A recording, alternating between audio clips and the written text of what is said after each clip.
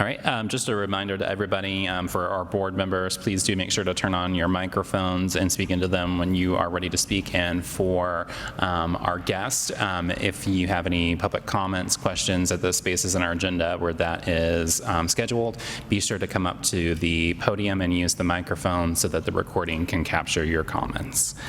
I'm just going to go through our roll call. Joy Andrade. Here. Janice James. Here. Alicia Branham. Here. Chris Clark.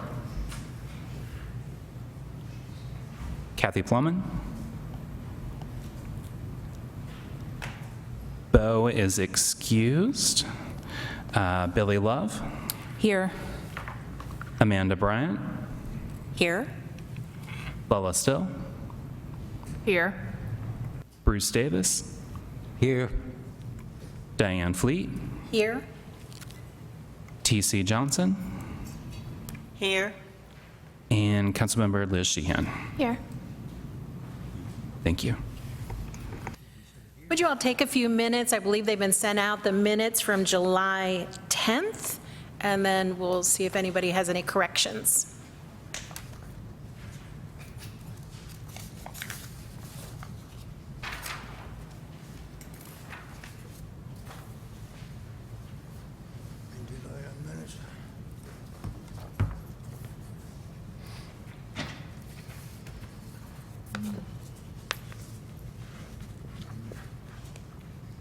Have you all had enough time to review? Any corrections? I'd like to take a motion then to approve the minutes. All those say aye. Any opposed? Any abstentions? I have a hard time with that word. Any abstentions? All right. The minutes are approved. So just for the record then, I think we skipped from getting the motion to the vote. So Darn is there it. somebody who wants to make a motion? So moved. Thank you. All right. Second. And we already have the actual vote, so we're good. Then Efficient. I'm just efficient. next would be public and partner comment for issues on the agenda.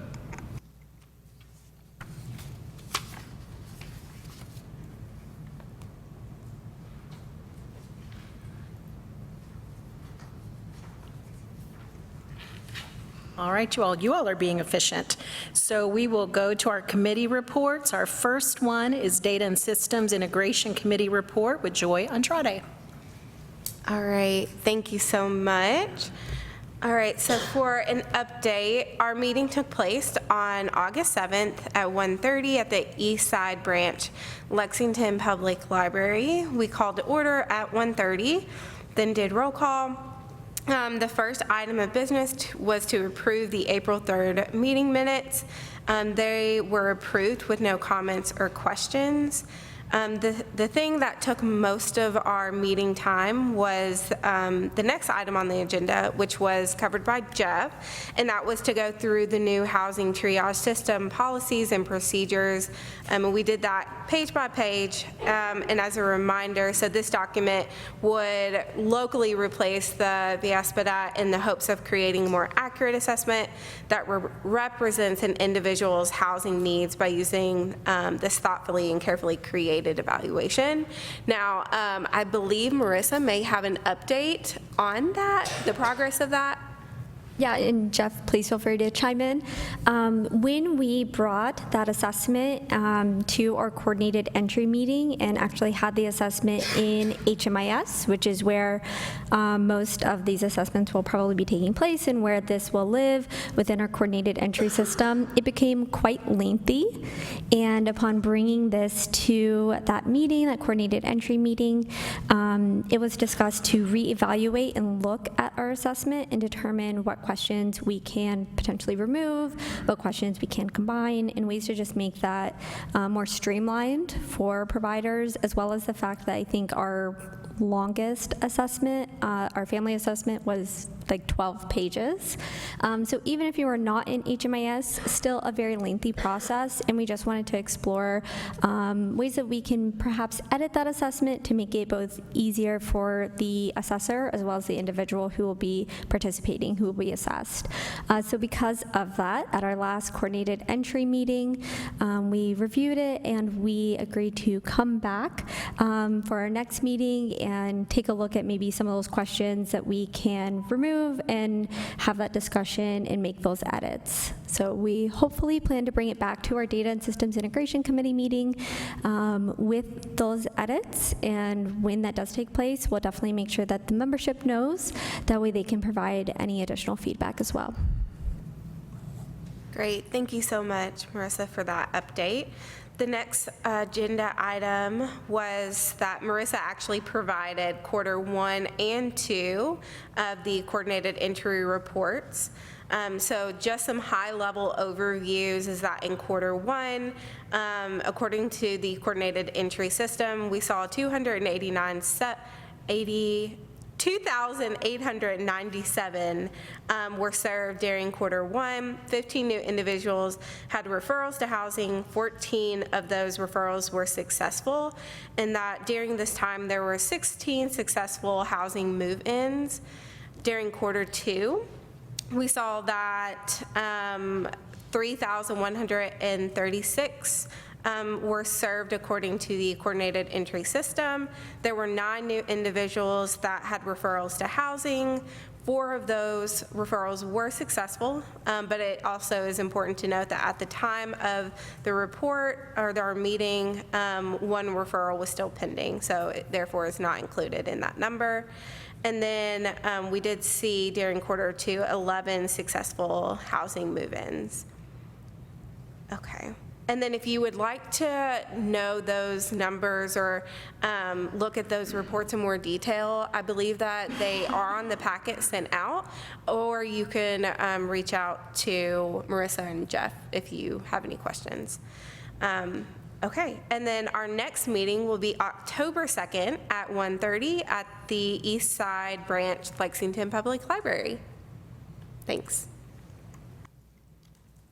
Thank you so much. Do we have to do any kind of vote, or we just move on to the next thing? All right. So next, I have Liz Sheehan, Chair of the Program Performance and Evaluation Committee. Thank you. For our report out for this committee, we met on August 21st at 1:30 at the East Side Library.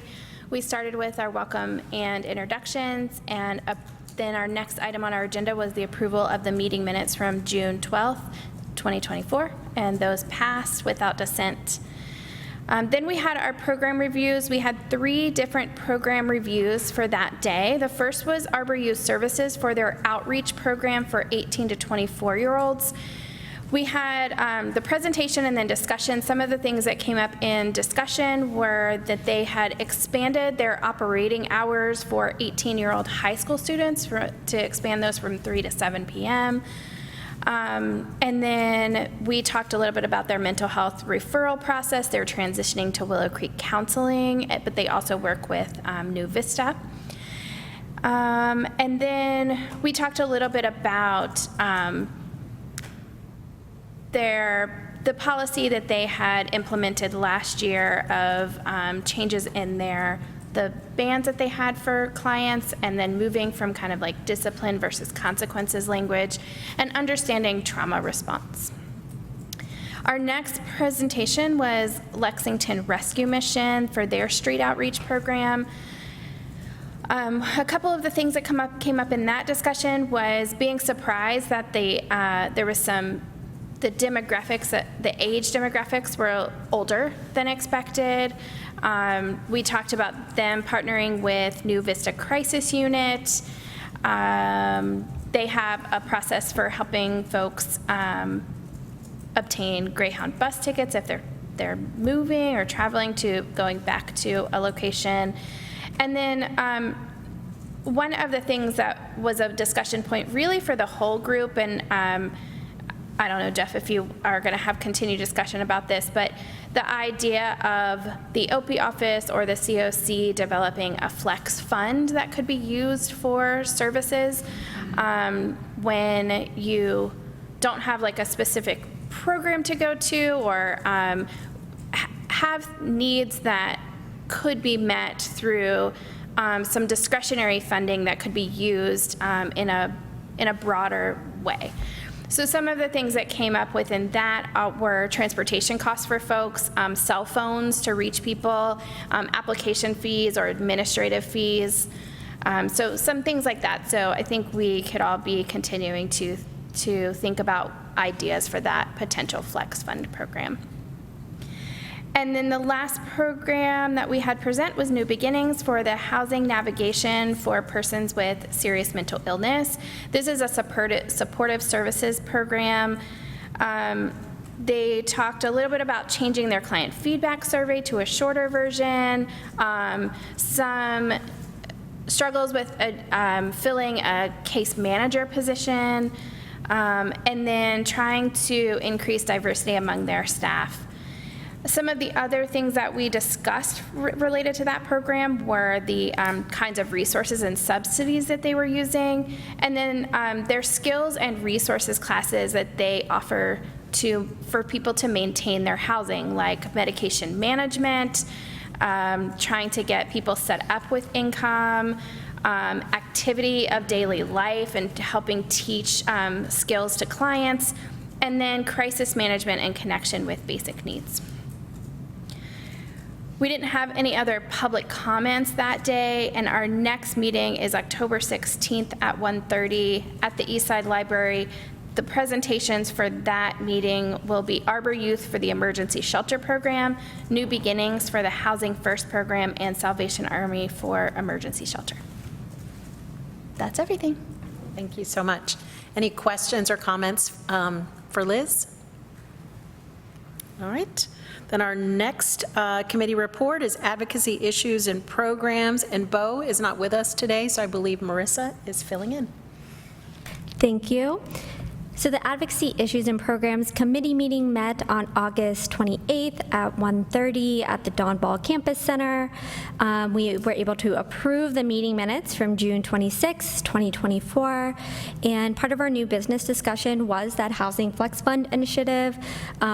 Jeff inquired about looking at ways to spend funds to help folks move towards housing through fairly nominal costs, and what that implementation would look like. Some of the key points of that discussion was who should the funds serve, what kinds of resources should be funded, and then any initial thoughts around any type of assistance limits. We had a great discussion with a lot of ideas, such as transportation. We also looked at things like past rental and utility balances, and just ways that we could hopefully move folks towards housing using pretty small costs, but maybe there's not a resource within the community that currently assists with that. This will not be the only time that we have this discussion around this Flex Fund, so I would really encourage folks, if they see that on upcoming agendas and upcoming emails from this office, to please let your voice be heard. That way we can hopefully incorporate some of those really great ideas. The whole point is to have that flexibility. We also talked about the National Homeless Persons Memorial Day. Our first meeting occurred 2 weeks ago from tomorrow. Sorry, I'm not sure exactly what that date is, but we will be having our next meeting for that via Teams tomorrow at 9:30.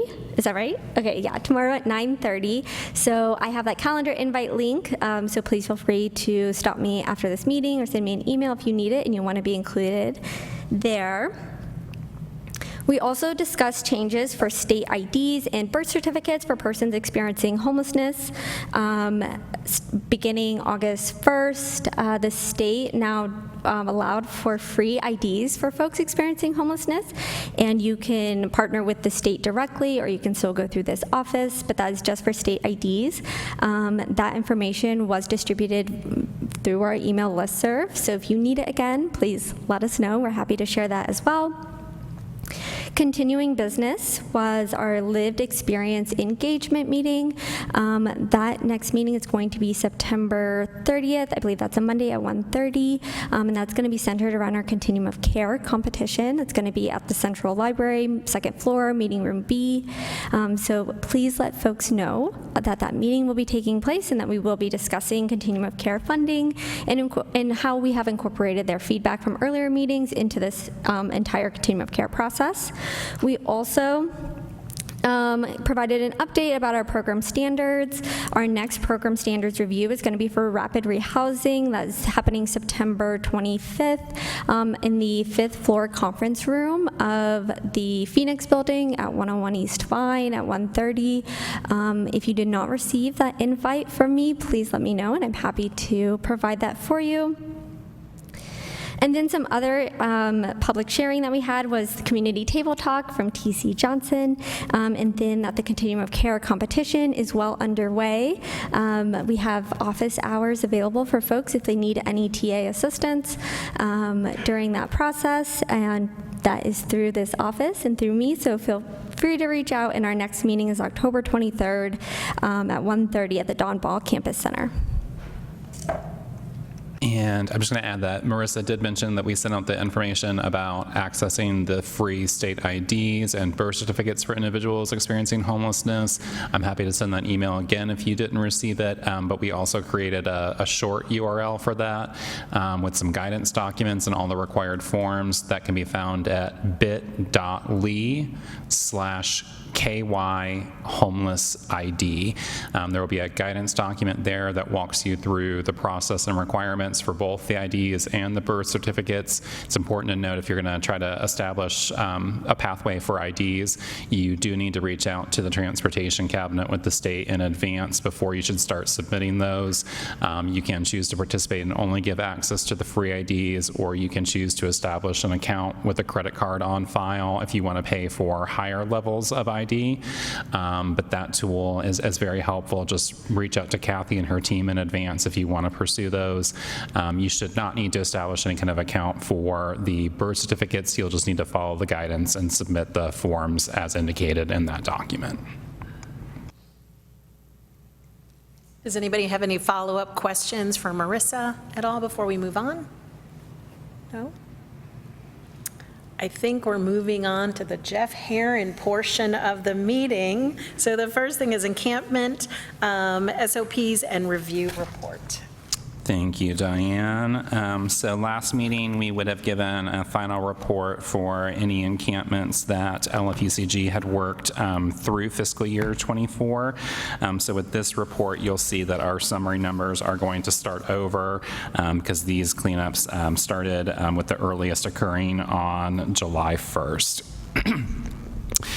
So there were a total of 6 locations where cleanups were performed. Several of those are going to be emphasis areas that did not involve any kind of contact with individuals, such as the first location, which was the Man of War Nicholasville Road Bridge. As an emphasis area, just a reminder, that means that there is posted signage alerting people to the fact that camping is not permitted there, and technically per policy, we are not required to provide notice. It could be cleared at any time. That said, if we are aware that there's going to be a routine cleanup occurring and we have any indication of persons being there, we still make attempts with outreach to reach people and notify them of any kind of pending removal. So for the Man of War Nicholasville Road Bridge, Environmental Services did not identify any signs of active encampment, so there was no posting. That was cleaned and removed on July 1st at a cost of $1,580. The second location was not an emphasis area. It was the site of what had been an active encampment. It was notified to the OHPI on July 15th from a private citizen. Street Outreach made an attempt on July 16th, the following day. No contacts were made. On that same day, I had communication with Environmental Services.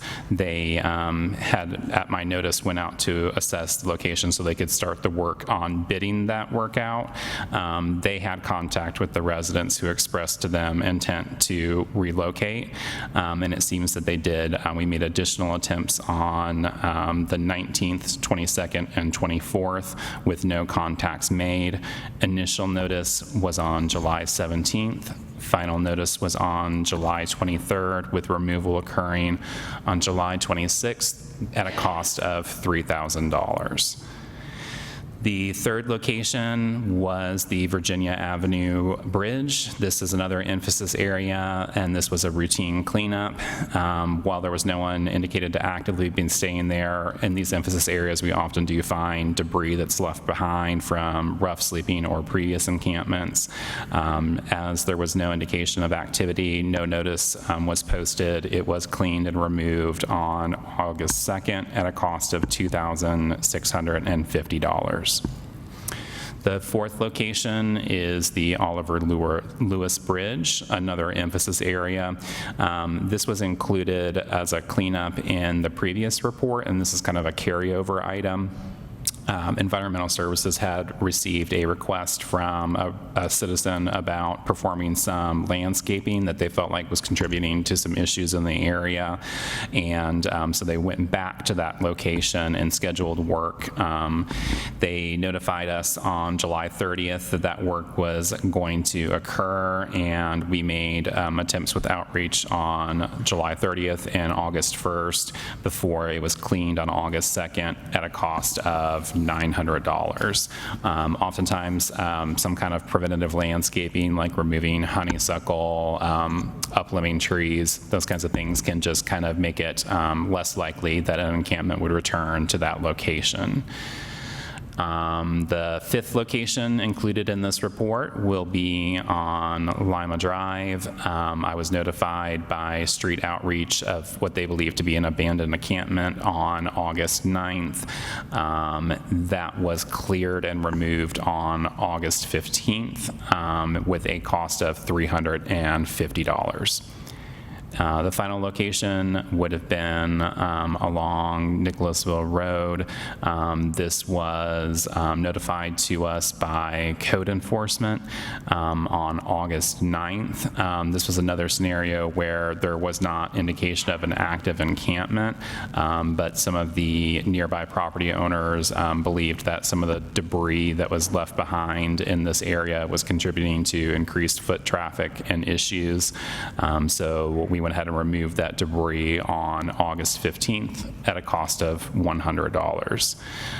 For this particular report, we had 6 locations. Since it's a new fiscal year, I'm considering those all unique within this report. Total cost for this period was $8,580, with the average being $1,430.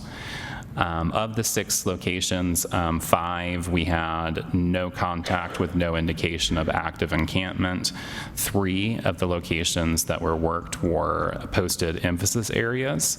And while we did have 1 location where there had appeared to be an encampment, there was no contact made. So unfortunately, no persons were able to be engaged in services, and no one also would have declined services. Any questions regarding the encampment report?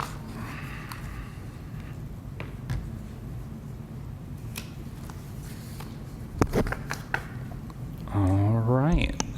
If not, then I'll just move right into my next item, which is going to be the OHPI Director's Report, starting with a budget update. I believe as of last meeting, we had notified you that we had fully expended all fiscal year 22 funds that had rolled onto ARPA, so we'll no longer be presenting updates on that budget. In terms of fiscal year 23, we have almost all of the funds allocated except for a $598 balance that was on our HMIS subsidy, which we had been utilizing for state IDs. And we have about $278 remaining of that. We can either use that if there's any IDs that that might need to be facilitated that are a higher level of ID other than the free one-year state ID for an individual experiencing homelessness, or we can tap into that for our lived experience engagement activities so that we don't have to pull that from another budget. Fiscal year '24 was the final year that we had rolled our general fund set aside onto ARPA funding. So a lot of these projects are also wrapping up. We, at present, had some figures that you're going to see highlighted here. We had a remaining balance from our annual HMIS subsidy. We also had some remaining balances on winter response programs with Bluegrass Care Navigators and with Community Action Council. Since ARPA funds need to be under agreement and allocated to a project by the end of the year, we went ahead and we are planning to utilize those funds that were remaining on our ARPA budget to go ahead and pre-fund Community Action Council's program for families with children, which I believe we discussed at the last board meeting. That agreement is going to be going to work session next week. And at that point, we will have all of our fiscal year '24 ARPA funds allocated. We still have some funds from the general fund that were given to us out of fund balance. Since we got those so late in fiscal year '24, we're still working on getting all of that under contract. We had funded several things out of that already, but right now we are sitting at a balance of $744,000, and then we would additionally have our fiscal year '25 funding. This would be the first year that did not roll over onto ARPA and is coming directly from our annual set-aside. We have paid our HMIS subsidy, and we have went ahead and accounted for the grant match for the coming year that we're going into of our COC planning grant, and also the anticipated renewals of programs that we had went ahead and approved for multiple years. There is one minor correction here regarding the street outreach program with Hope Center that's listed in your budget table as a flat $300,000. I did talk with the Hope Center in advance of pushing that renewal contract through, and we did add a nominal amount of $16,640 to that. Kind of in the context of going into a world where House Bill 5 is now our reality, and we know that we are seeing sometimes increased levels of reports or increased needs of persons that are unsheltered. They're going to use the additional funds to hire some peer mentors. It's going to be an opportunity for some folks to get some job experience on their resume, but also kind of increase the overall capacity of outreach. We typically have 4 full-time staff members, and then additionally the supervisor and the clinician. This will just give some additional persons that can go out into the field so we can really maximize if the housing case manager is directly working on a follow-up appointment with someone. There's kind of another person that can go out into the field with the other outreach specialist. So that means that at this time we have about $661,000 remaining on fiscal year '25. So essentially what we've managed to do, if you look across '24 and '25, is we've managed to basically get back down to what our annual amount for '25 would be of the approximately $1.4 million. Do have several items that we're going to be working to get under contract very soon. One of those, just to kind of carry a thread through these conversations, is going to be related to the Housing Flex Fund as reported through our committee reports. We've been engaging our membership and our board at various different stages on how we might craft that fund. At this time, I am almost done with a policy draft and then would plan to release an RFP for agencies that would like to participate in that, to apply to administer some of those funds in accordance with the policies. So what I'm hoping to do is to be able to bring that policy to our next board meeting to get the board's approval before issuing the RFP. But we are hoping to put some substantial local funds behind that so that we can really give us an attempt to see what the outcomes look like. And then my thoughts are that this would be a way that we could also potentially increase donations to the Lexington Homelessness Fund once we start to have some concrete outcomes that we can outwardly, publicly message. That way we can always offset cost from our local commitment with those private donations. The final item in your budget report is going to be for this year's winter weather response. There was an allocation made from the general fund of $2 million for our winter warming needs. We are starting to roll out some of those items. As I mentioned, we elected to fund Community Action's Family Shelter Program out of remaining ARPA funds. That'll be the first item to go before council and under contract, but we're very close to finalizing all details for this winter, and we'll be able to report out much more detailed information about the financials on that in the very near future. Finally, there's also just going to be the remaining balance of the previous winter shelter program with the Hope Center and the Hope Village. On that project, we do still have a balance of $314,000. There was just a little bit of site restoration that needed to take place, including some things like laying some grass seed to restore their site. We had been advised that that shouldn't take place until the fall, so we will be going ahead and finalizing anything that needs to be done, and once that is finished, we'll close out that purchase order, and those were local dollars, so I'm going to assume that any balance that we would have would just return to the general fund. Any questions regarding the budget update?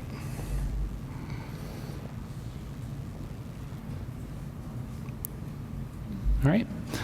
If not, then the only other item that I have for this month's director's report would just be a reminder about the ongoing fiscal year 24 HUD COC program competition. A reminder for our provider partners that your project applications are due to our office by September 25th. That's going to be the last Wednesday of the month, I believe. And as Marissa mentioned, we do have some opportunities for office hours that you can schedule with us. We largely need to keep that to technical assistance, but we are glad to answer any questions and help you with any technical aspects of your application. For board members, just wanted to provide a couple of reminders. Hopefully you've now received communications about all of these. The Program Performance and Evaluation Committee will hold a special meeting. Since it's a funding discussion, it will be closed, and that will take place on October 2nd. All committee members should have received an invite and a meeting link for that, and that will be for us to review the COC project applications that were received and determine funding recommendations and ranking for us to submit to HUD. And then we will additionally need a special board meeting to be held on October 14th. At the time the packet was released, a time had not been determined. We have now scheduled that for 11 a.m. on Monday, October 14th. That will be open to the entire membership. It's going to be a public meeting. I will send that information out in advance along with an agenda, but wanted to give the date and time now so folks could put on their calendar if they're interested in attending. That meeting will be primarily for the purposes of going ahead and approving both the collaborative application and the priority listing. HUD does require us to have approval from our board before submitting, and so we needed to make sure that we could get those before the board for approval. We also have a timeline that we need to notify our project applicants in terms of whether their applications were accepted, rejected, and what level that they were funded at, and how they ranked. We are required to do that no less than 15 days before the end of the competition, and we didn't have any COC meetings scheduled until, I believe it was like 14 or 13 days ahead of that deadline, so we had to call a special meeting. I apologize, but I do appreciate that everyone's been very responsive and communicating with us and making efforts to attend. I guess at this time, is there any questions on my report out?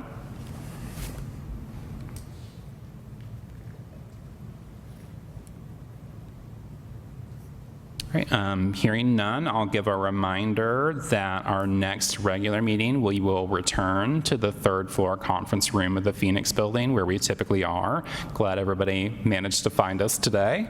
That will be at 1:30 on Wednesday, November 13th. Again, that is the third floor conference room of the Phoenix building. So that would bring us down to other issues and public sharing for issues that are not on the agenda. As a reminder, if you do have anything, we'd ask you to come to the podium.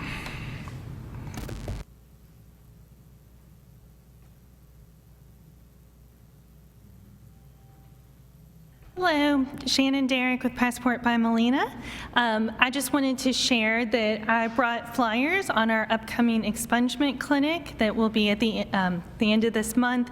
It is open to everybody. You do not have to be one of our members to attend. So again, love to fill the room for that. I also brought a flyer that is specific to our membership around dental. So we are really trying to get the word out. It's very oriented towards children, but really any of our members who go to a dental appointment during the year can get a $50 reward for the doing so. So knowing that that is one of the things people often don't do when they're experiencing houselessness, we just really want to make sure that people know. And then my third and last thing is I'm very excited to share, we have Leonard Slaughter in the back, who is our new housing specialist. So if you have a Passport by Melina member who needs a little extra support, he's here in Lexington, boots on the ground. I know he's already been to many of your all's facilities seeing people, so thank you. And before you leave, do you know the date and location of that? I know you have a flyer, but I was going to see if we can put it in the minutes as well. Yes, it's September 26th. I believe it's at 3 o'clock, and it's at our office, our one-stop help center here in Lexington on Tiverton Way. Okay. But I can email it to you. And I'll double check that from your flyer before I put it in the minutes, but I want to make sure it's reflected both places. Thank you. Thank you.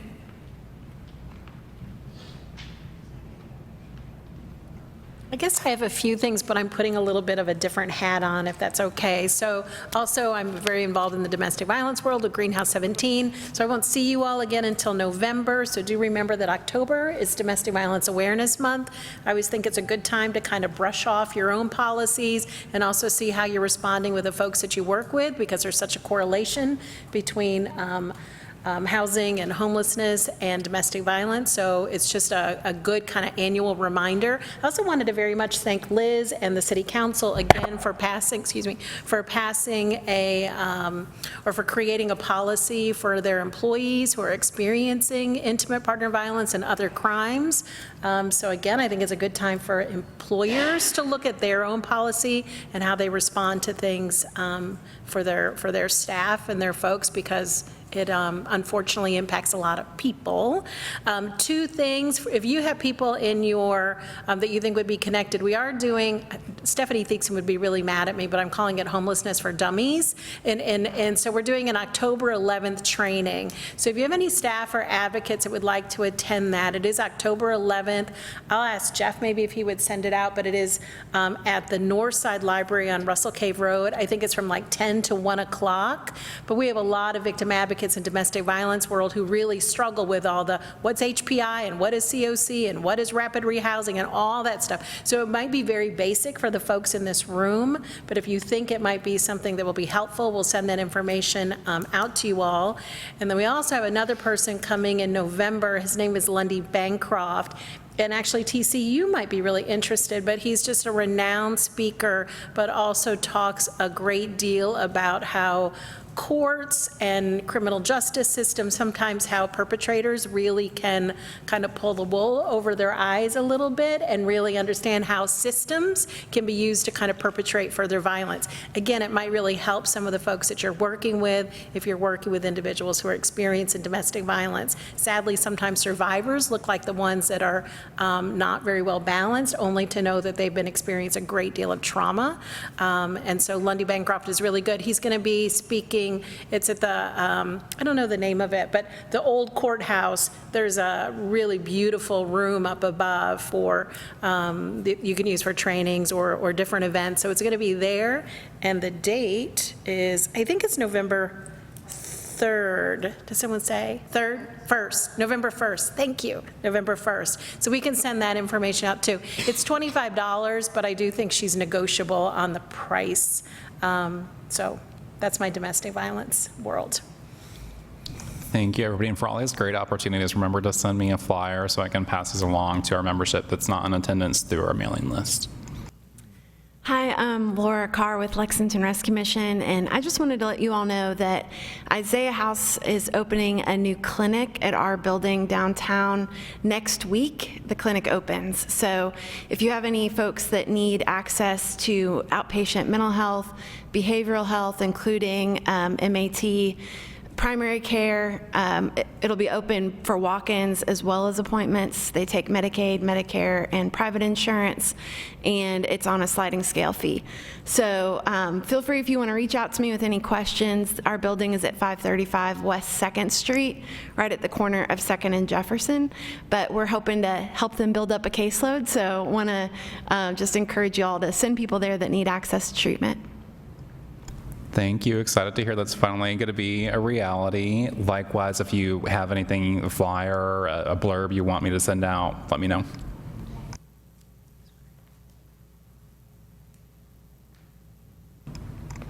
Any other issues? Public share? All right, yes. On last Friday, we had our first community table talk for Fayette County Public Schools and our community partners. We had over 50 in attendance, which was really good. We have some new community partners out there. So we are going to be meeting now the third Friday of each month. Our next one will be October the 18th. From 9 to 12. Our location is still under determination, so we'll make sure that, Jeff, you get that information to send it out. We're currently at about 389 as far as our students are concerned. We're pushing 400 real closely. We're struggling because we have a lot of families that cannot find temporary housing right now. We have several of our families that are in and out of cars, and so we're actually working with Yes in God's Backyard with the sanctuary parking. That's going to be really important that we get that up and running for our families. At least it'll be a safe place for them to be.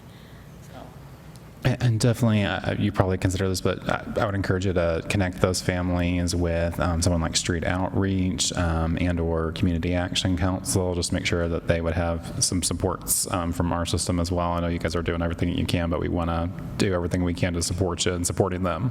Yeah. So yeah, we're trying to get them connected up. I think we're about to work them to death too. But it's just so many right now with our. I think the evictions are up right now too as well. And I know that we're still working with Hands Up for Housing, Goodwill with Hands Up for Housing, but it's just coming so fast. And now we're starting to get influx of people that are coming from other places, and so that's added to the multiple stuff. And of course, we don't have funding for hotels right now either. So when you say an influx of people coming from other areas, like where might folks be coming from, or what might be bringing them here? Let's see, right now I have one from California, I have one from Minnesota. They're coming from different areas. And I don't know, I've been asking the question, what brought you here? Right. Sounds like it might potentially just be that the issues that we're having with housing are not unique to us, and people are not in a fixed location. It's a little bit odd. I would say last week, our calls at Greenhouse 17, I would say we had 5 from out-of-state folks, a couple from Michigan, one from Wisconsin, one from California. Like, it's interesting to me. Maybe it's just coincidental, but, yeah. Our office has also received some calls from out of the area, folks that are seeking for us to help them relocate. Obviously, we don't have any resources to help bring them here, and my concern is if they were to come, that if we didn't have an immediate housing opportunity, they would just be coming to be in shelter or on the streets here. So definitely don't always advocate for that, but we are also getting some of those calls. Luckily, they seem like they have maybe some kind of housing or accommodation where they're presently at, but just the affordable housing struggle is clearly everywhere. We desperately need another shelter in our area. That's huge, because Salvation Army just stays overloaded. I mean, like overloaded. I definitely have and will continue to advocate for another shelter.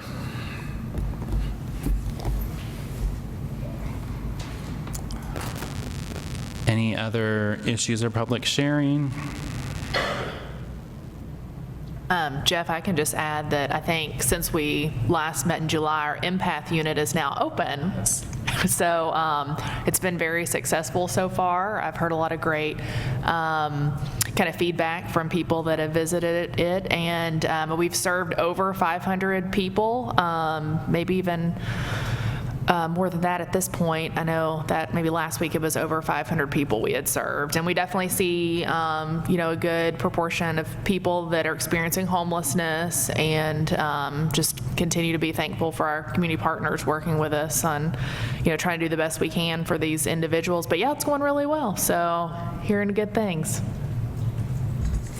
I might like to schedule with you maybe like 6 months out to have a presentation to council for how things are going and to kind of talk through what you have been doing there. I know we did a tour for folks before it opened, but it might be nice to then share the impact. Yeah, I think that's a great idea. Yeah, thanks. I also think that potentially that might be something that we might want to look at here in this group as well, since there is some overlap in the populations. And I know we've already had some discussions, but definitely let us know if there's anything that we can be doing to help you all better serve people that you're seeing at Empath Center. And for our providers, we do have some things like a helpful one-pager that can help you understand what might be some good things to funnel to the Empath Center. But definitely both ends, both providers and Eastern State, I really want to help if there's anything that we can do to help better support our community. Yeah, definitely. More shelter beds. I will echo TC's that Salvation Army, especially for our females and them being full a lot of times, has been a little bit of an issue, but we've been making do so far, so. And we continue to work with all of our shelter providers and make sure that in addition to trying to expand beds as much as possible, that we're trying to really meet people where they are and be flexible about allowing people to remain in or return to shelter, even if there might have been some previous issues.